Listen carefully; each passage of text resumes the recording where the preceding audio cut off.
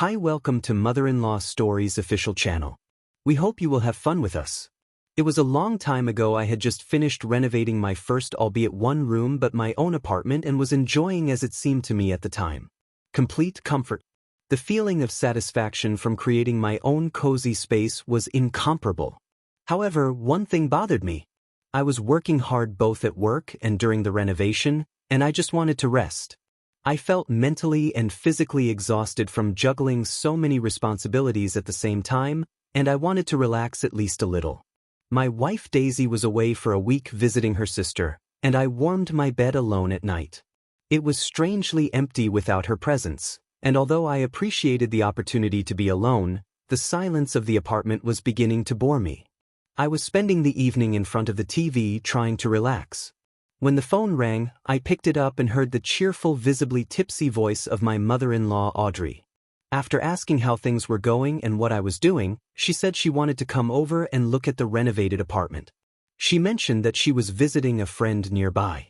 I had nothing to lose, so I agreed, although I was a little surprised at her spontaneity. Audrey was known for her unpredictable nature, and tonight seemed to be one of those times. 15 minutes later, the doorbell rang. I opened the door and there stood Audrey, cheerful and talkative, her eyes gleaming mischievously. She was clearly in a good mood. "Did you come by car?" "Audrey," I asked, a little horrified. I couldn't help but worry for her safety, given her slightly inebriated state. "I'm fine." "Don't worry," she replied proudly, laughing. "I'm not that drunk." "Hey, son-in-law. How about a drink?" Audrey asked, her eyes glittering with challenge. "A drink? I don't know, but sure, why not?" I reply, giving up. It wasn't often that I got to have a drink with Audrey, and some part of me was curious to see where this night would lead. We moved into the living room, quickly set up a small table by the couch, set out a bottle of cognac and a simple appetizer, whatever I had on hand. We poured, drank, and sat. Audrey was in high spirits, telling funny stories about her youth and antics with friends. Her laughter was infectious, and I soon found myself more relaxed than I had been in weeks. I remembered that I had a new movie on CD and she hadn't seen it yet, so I turned it on. We continued talking and watching and drinking. The conversation went from light-hearted stories to more personal topics. Audrey talked about her life, how hard it was for her after her divorce, and how she treasured moments like this when she could just relax and be herself. Apparently, Audrey had had a lot to drink before coming over, because after about minutes she snuggled up to me and we watched the movie in near silence. The room was semi-dark with only a small scone on the wall providing light. The atmosphere was strangely intimate and I could feel the tension building between us out of the corner of my eye. I noticed some movement on Audrey's part.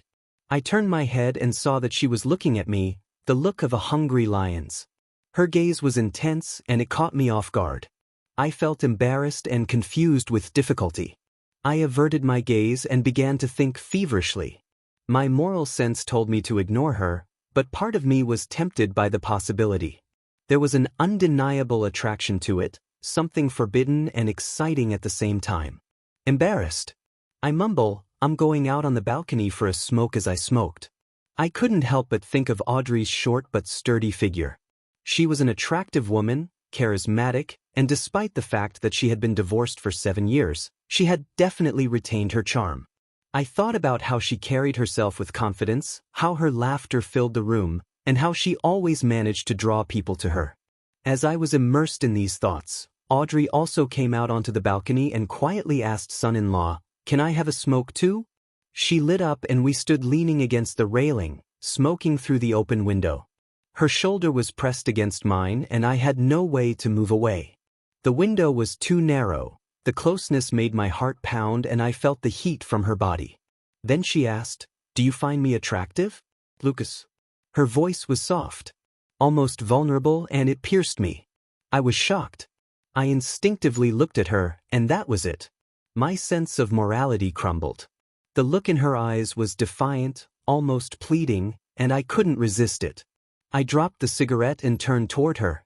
Our faces were inches apart, and before I knew it, I leaned in and said her. And that's when things started to unfold. The was electric, filled with indecision and passion, and I felt like time had stopped. A little while later, we went back to the living room, watched a movie and had another glass of wine.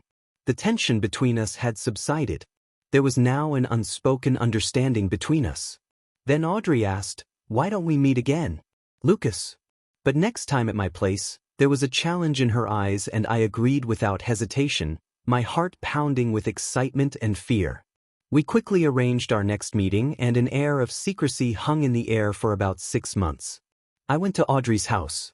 During that time, I became completely infatuated with her. We shared moments that were warm, risky, and exciting.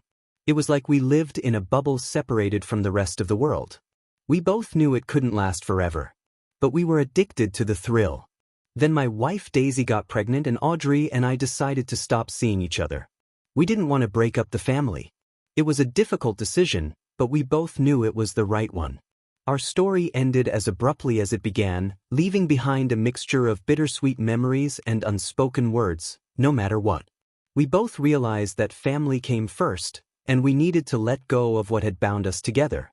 Dear friends, thank you very much for watching. Leave comments, put likes, share with friends, and subscribe to the channel.